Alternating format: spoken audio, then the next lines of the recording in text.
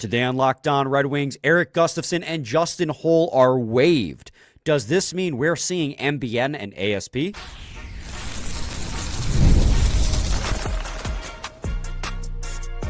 You're Locked On Red Wings, your daily podcast on the Detroit Red Wings. Part of the Locked On Podcast Network, your team every day. Welcome back to the Locked On Red Wings podcast. We are your hosts, Brian Fisher and Scotty Bentley, part of the Locked On Podcast Network, your team every day. You can find us wherever you get your podcasts. Scotty, Red Wings won their final preseason game on Saturday in thrilling comeback fashion. The plan was to, spend the whole episode breaking it down and preparing people for the regular season. But Sunday, some more pressing news kind of happened because it caused fervor, caused speculation. The Red Wings placed on waivers defensemen Erik Gustafsson and Justin Holl. So we will spend as much time as needed in this episode breaking down why they were placed on waivers, if we were surprised they were placed on waivers, what the implications are for some of the young players on this team, as 2 players had to be removed off this roster to get this team compliant down to 23 because they were at 25. And then when we talk about all those possibilities with all the thrilling rookies, we will move on to the preseason finale that we saw. Of course, some of it will probably be baked in as we talk about the young guys too. So before we get to any of that, gotta let you guys know today's episode is brought to you by FanDuel. Download the FanDuel app now by visiting FanDuel.com and win $300 in bonus bets if your first $5 bet wins. Scotty, as I previously stated, Erik Gustafsson and Justin Holl were placed on waivers by Detroit on Sunday, and they are now allowed to be picked up by another team. If they are not, and they're passed on by every single team, they are then eligible. That's the key word, eligible to be sent down to Grand Rapids. When you saw, before we even get to what this means for ASP, MBN, and Emmett Finney, when you saw those 2 names on the waiver wire, what was your first reaction? Well, to reply to the text you sent me in all caps that said, "Bro, check waivers." that was actually the first thing I did. I got 2 text messages. One said bro, and the other one said check waivers. And so I went and checked, and I think, I would say both of them are, I don't want to call either super surprising. Maybe Gustafsson a little, but I want to start with Holl. I don't think that one is, oh my goodness, this is the most shocking thing ever, right? I don't feel that way personally about the whole waiver decision. That's something we've been talking about for 2 calendar years at this point. And as you mentioned earlier today when we were talking on the phone, they literally have put him on waivers before as a Red Wing. He has been in, Grand Rapids before. So that one's not the most surprising thing in the world. There's a 0% chance anybody picks him up. He's going to clear whatever. Gustafsson was the surprise to me. That is legitimately, I would use that word. I would use the word kind of surprising. And that's not to say that he was some solidified top 4 defenseman or some key part of the Red Wings blue line. However, I still think that if you would have asked most Red Wings fans 4 or 5 days ago, hey, do you think that the Wings are going to consider waiving Gustafsson, the answer would have been no. And I think that it does. I mean, we can start with those 2 guys before we get into the what it could mean. But I mean, obviously, everyone's immediate reaction is going to be, okay, well, math. if 2 guys on the blue line are now on waivers, you're going to potentially remove 2 roster spots. That opens 2 spots for some other guys. So the math is mathing here. What? The math is mathing here. Right. It is indeed. So, yeah, I think it was just surprising to see both of their names on there and just see them both on the list before opening night. But in terms of, their production or role, I I can't say that it's, the most, oh my goodness, mind-breaking news ever, but I think it's potentially really exciting. I mean, when you look at the right side of the D, you have all of a sudden they have all kinds of options there. You have Sider, you have Albert Johansson, who's played right side, even though he's a lefty last season.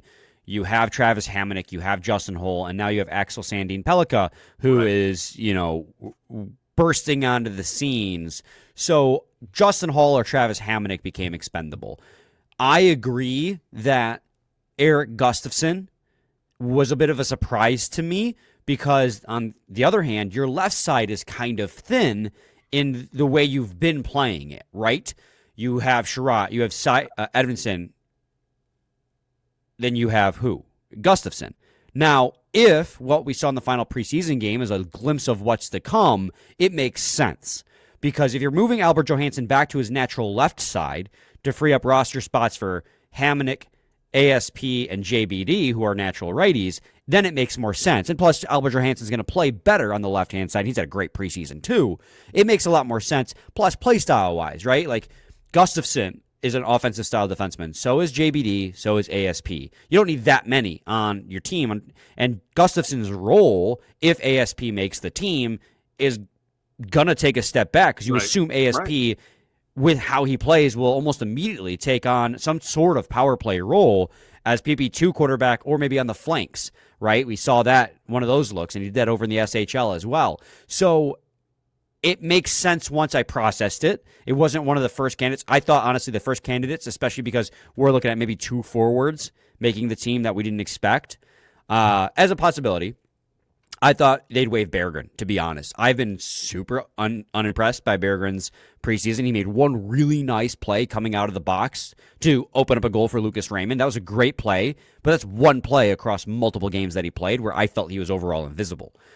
But that's, again, we talk about this with Berggren all the time, and he stays on the team, which is great. I love Berggren as a personality, but I think he just kind of underperforms most nights. He's just kind of, his role is what it is. He's a bottom six shooter. He's not particularly fast. He's not particularly strong.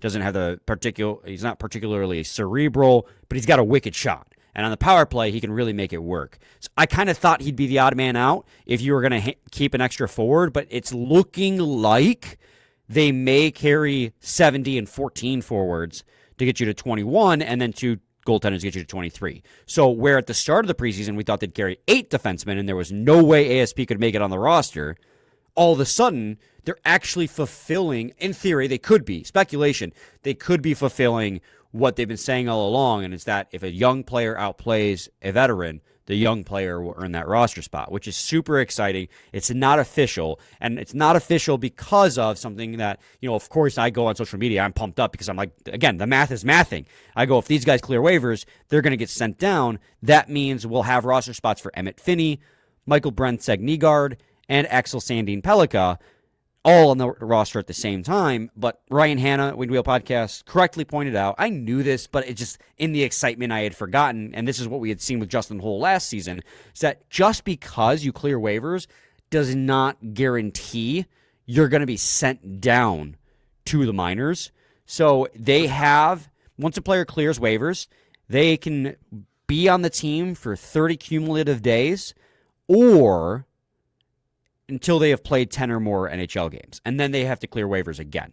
So it's not a guarantee, even as exciting as it is that they're on waivers, that means that MBN and ASP will make the team. But at the same time, I have a hard time imagining they would make these moves if they weren't going to keep Michael Brandsegg-Nygard, Axel Sandin-Pellikka, and Emmett Finney. They have no reason to sit at under 23 players to accrue cap or anything because they have $11 or $12 million in cap space. We saw that a little bit last year. They'd sit at 22 and make paper moves, which the NHL done away with the paper move thing, to accrue cap space for the deadline, right?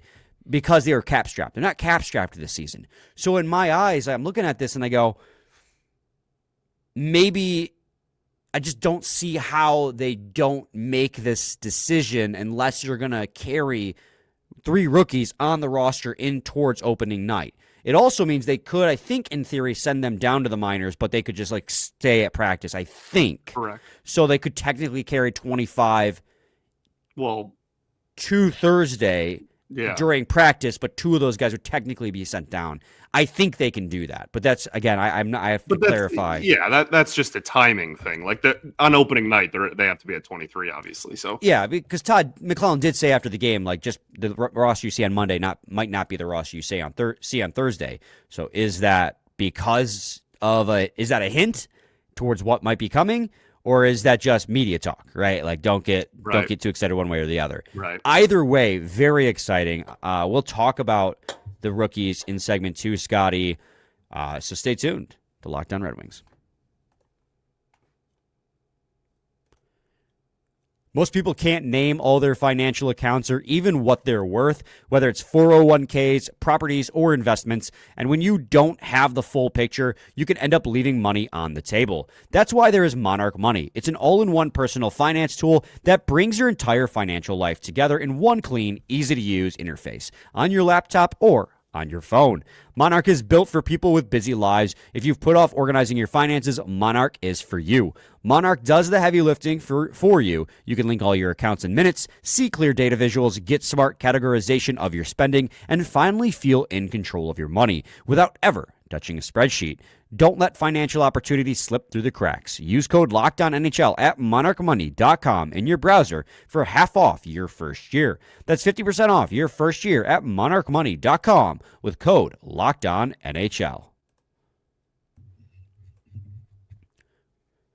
All right, Scotty, as we head into segment 2 here, I do want to ask you, because, I mean, we've already stated that the big implication here with Holl and Gustafsson being placed on waivers is that it opens up enough roster space for Axel, Sandin-Pellikka, Michael Brandsegg-Nygard, and Emmett Finney to all make the official opening night roster Monday. I think it's at 5 when it's due. Your official 23-man roster going into the regular season.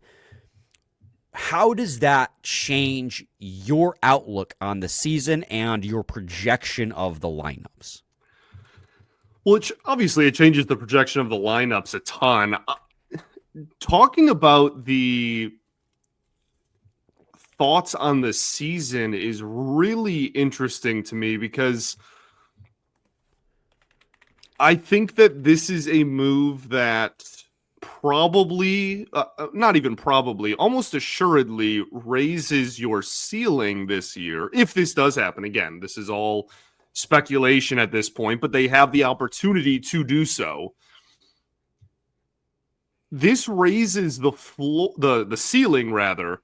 I'm not sure it guarantees that it raises the floor because now your team is very young. Like if all of those guys are to make it, you're talking about a very young roster and the elimination of some veterans. Now, again, the ceiling gets higher. And I think that honestly, that is a trade-off that I am 100% in favor of making, given where these guys are likely going to slide into the lineup, right?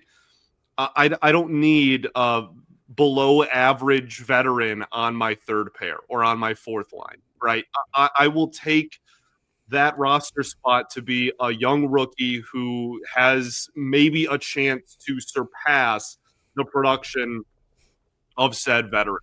And I think that when talking about the outlook of the season all summer, we talked about how the Red Wings didn't do a whole lot, right? The offseason was very quiet. And back in the spring, we were like, it can't be quiet. It has to be anything but quiet. They need to add legitimate big pieces. They need a big splash. They need to do something noteworthy to not show, because that doesn't matter, but they needed to shake things up. Clearly just going in with the same roster or close to the same roster with the same core for the third year in a row was not going to just single-handedly get them over the hump and make them a playoff team.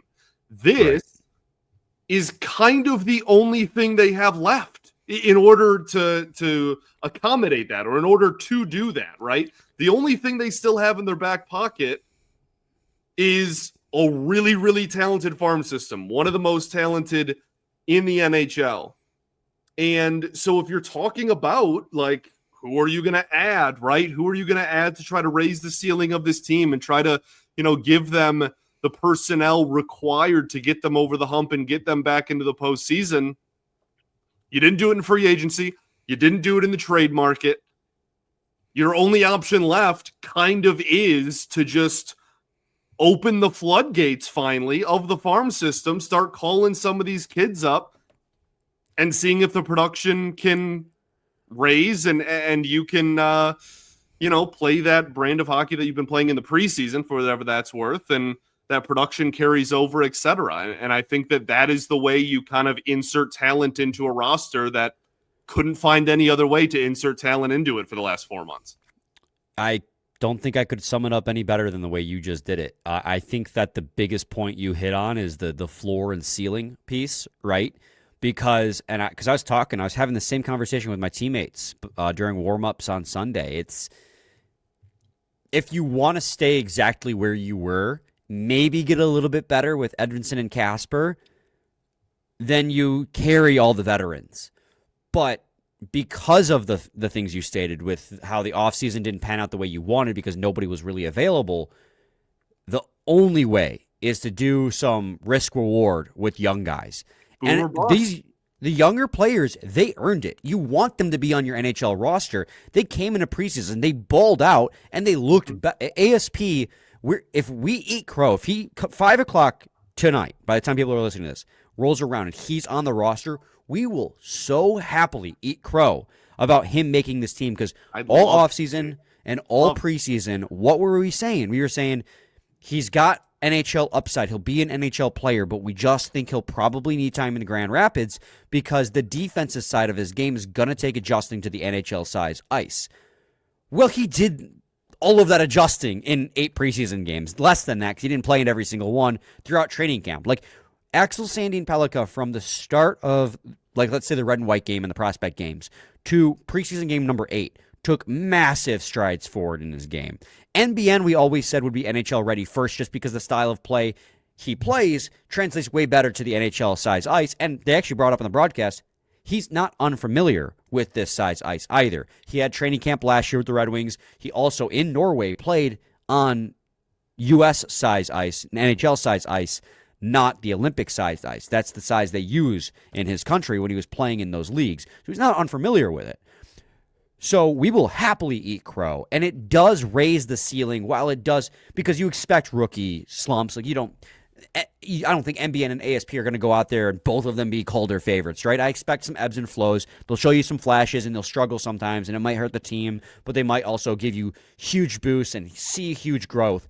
These are the types of moves you make that can be needle movers internally, but that also opens you up to while those vets that you waived weren't very good, you also know what you're getting in those vets. For sure. So I completely think this is the 100% the correct decision for this team to make, because sitting pat and keeping the floor just where it was, maybe a little higher, isn't enough.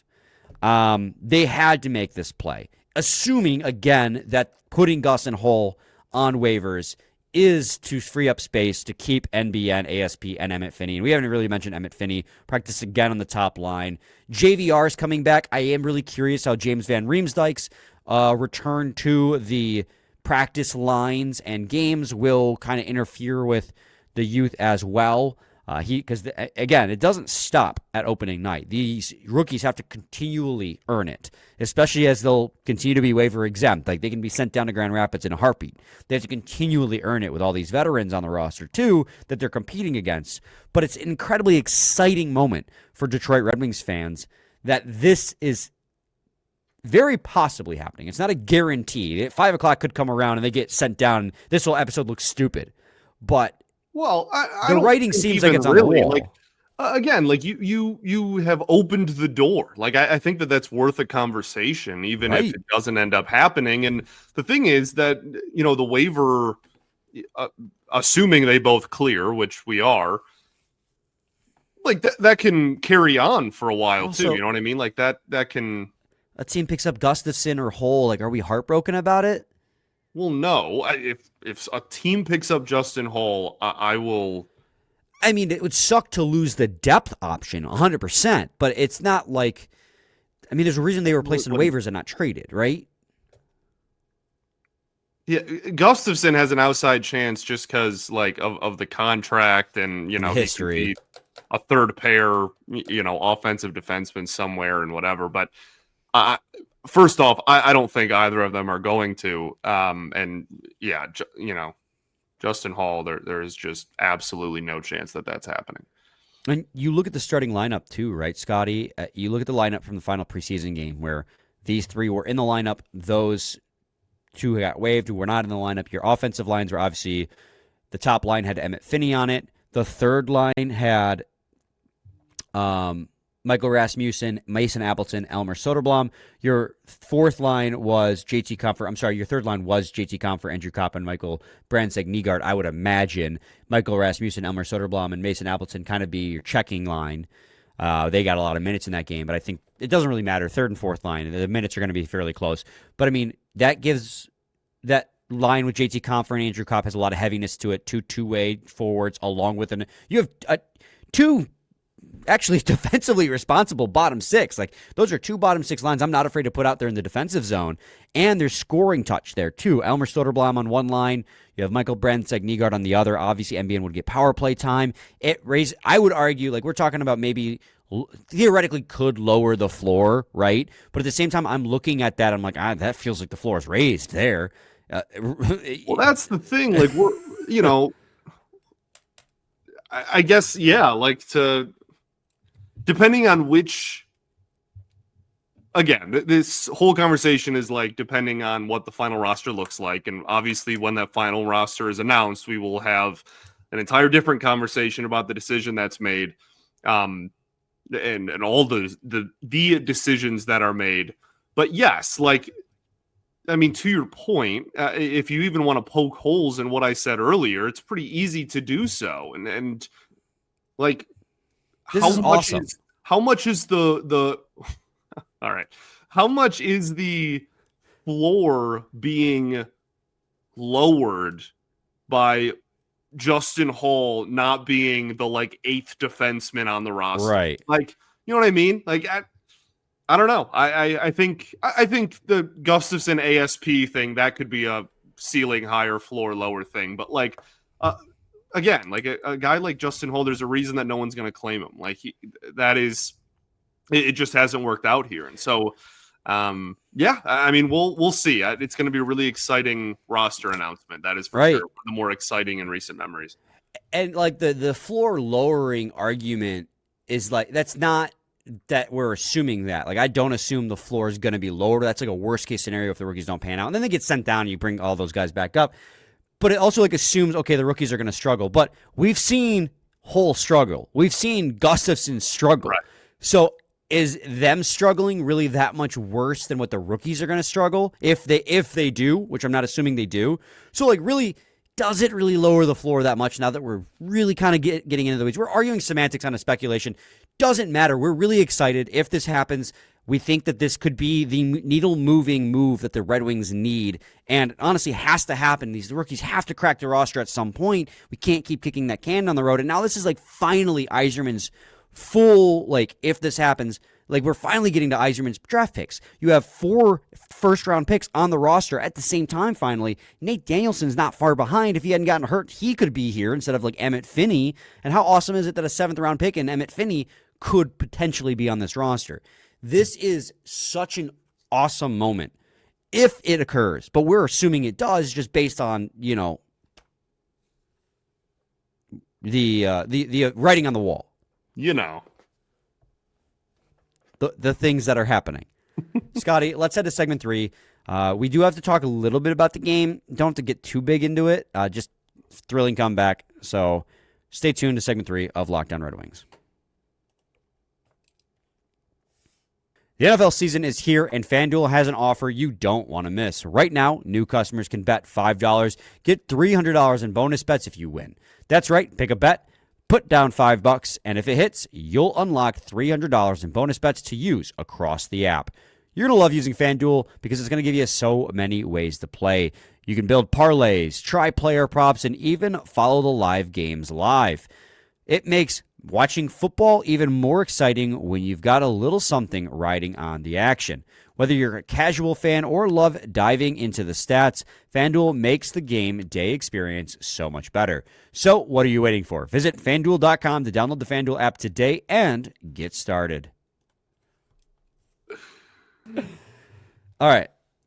Scotty, do you have anything else to say about Emmett Finney, ASP, and MBN potentially making this roster? I would prefer them on the team than the alternative. Than the depth veterans. Like I think that's just what this team needs if they want any sort of to give themselves, again, it's boom or bust, but that's kind of what they need at this point. Yeah, and I just think that the upside that they provide is the needle moving moment that this team has needed, because it's got to come internally. And Eisman said it. He was on Ozzie and Keith's podcast last week, and he said in this league, like, you can get supplemental pieces through free agency, but oftentimes championships are built through the draft, and that's what he's trying to accomplish. Sure. So finally getting almost like an explosion of youth on this team. Now you have Sider, you have Raymond, you have Casper, you have Evanson. This is what you specifically have been asking for on this show, I think, since we started hosting together. Right. So I'm pumped. I was like so amped. Anyways, they earned this opportunity if it comes to fruition through that game on Saturday. I mean, they've earned it all camp. MBN's a dog, bro. He's an absolute dog. He's such a dog. He's such a dog, man. Like MBN. I love watching him play hockey. That is the grittiest youngster you will see. Okay, he's just an absolute dog. He's also got a cannon of a shot. He's an electric factory. He's not the flashy guy, right? Like ASP has the potential to be a really flashy offensive defenseman.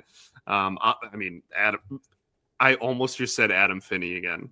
Emmett Finney. If it makes you feel better, the fans are latching onto it. They have all started calling him Adam Finney too.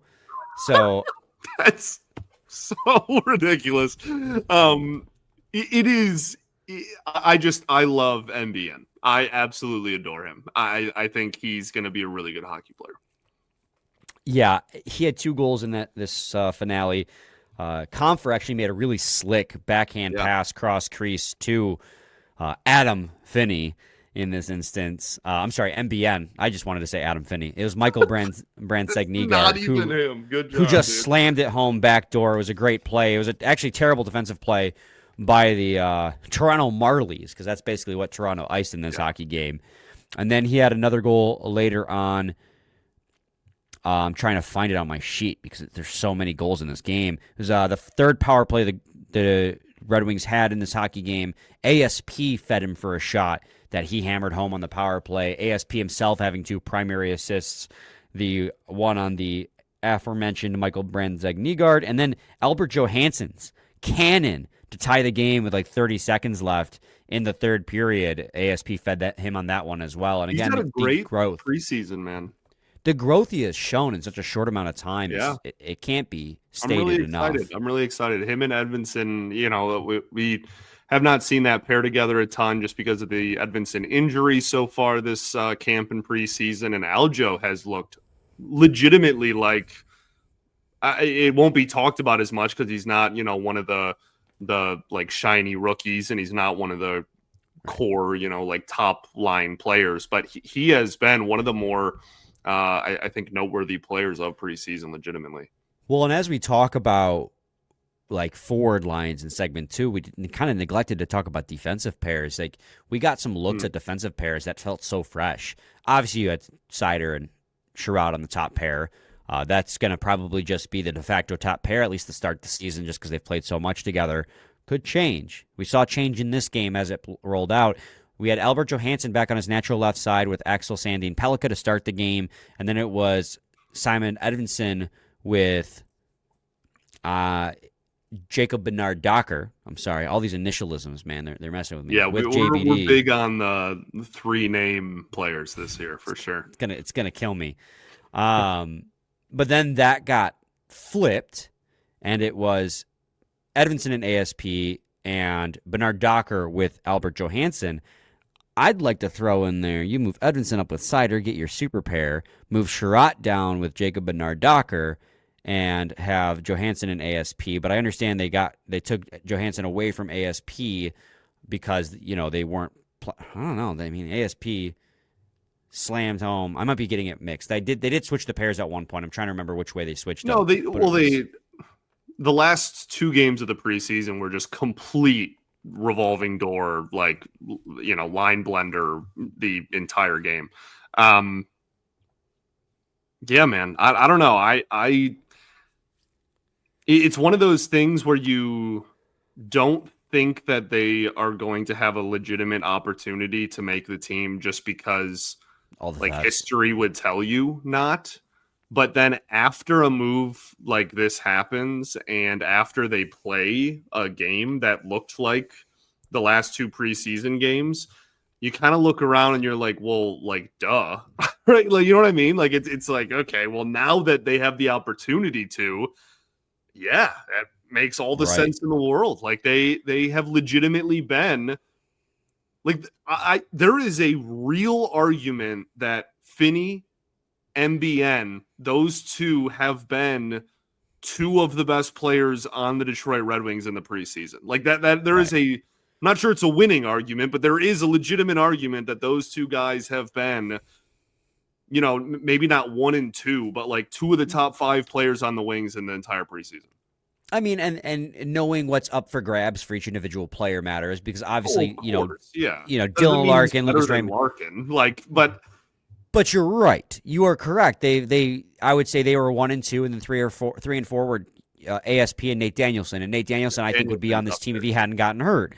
Yeah. They've all been great. They've all earned this opportunity if this opportunity is truly coming, again, to fruition. We have to wait until the official word at 5 o'clock, but things are trending in that direction based on who got waived. And it's just super reassuring to hear that after years and years of hearing the kids will make the team if the kids earn a spot, that it's actually happened. And I was skeptical. I mean, we assumed 1 rookie would make this team because there seemed to be a forward spot available. But on top of what we already stated about ASP, with what we assumed he'd have to go through and the seasoning he would need down in Grand Rapids, and he could still end up needing more seasoning. Again, he's waiver exempt. They can just send him back down there if he's not playing well, but he's earned the spot on the lineup to start. They had 8 defensemen. And I was like, I always knew they could bury Hamonic, $1 million. It's whatever. Or they could bury Holl. But you had 8 NHL vets signed to contracts, and you're like, how does he crack the lineup? Because historically, this team hasn't really given the youth that opportunity until they're overcooked, right? So seeing this is super reassuring just from that rebuild perspective. It raises the ceiling, and now after we've talked about it, I'm not even necessarily sure it lowers the floor at all, given what we know of the vets that are there. I've kind of changed the mind on that argument. I'm thrilled, and I really hope that come 5 o'clock that our hopes are confirmed. In other news, Scotty, again, I'm not really upset about the result in this hockey game. I mean, they won the game. It was a great comeback. It was super exciting in the 3rd period. Kane scored a great power play goal. Larkin scored twice as well. Goals, I don't really like. It's fine. It's cool. Whatever. They won. That's awesome. That's cool. They should have dominated that game. It was all the Marlies. And they really, honestly, period 2 and on, they really did dominate that game. The reason why I felt that it was almost a loss was because I don't think Gibson had a very good game. And I'm not going to sound the alarm. He let in, I thought, 4 goals that could have been savable. So I thought he had a pretty poor game overall, but at the same time, it's a preseason game. This is what we talk about, right?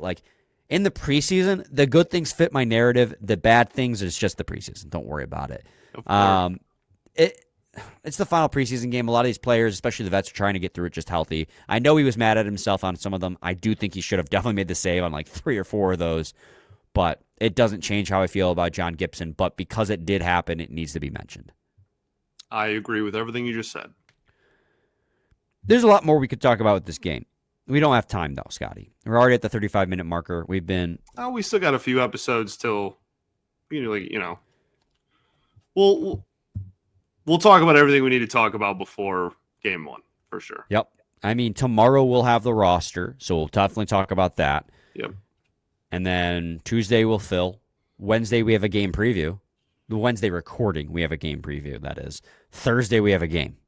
So really, it's just one episode we gotta think outside the box for. We'll be fine. We'll be fine. We'll be fine. Scotty?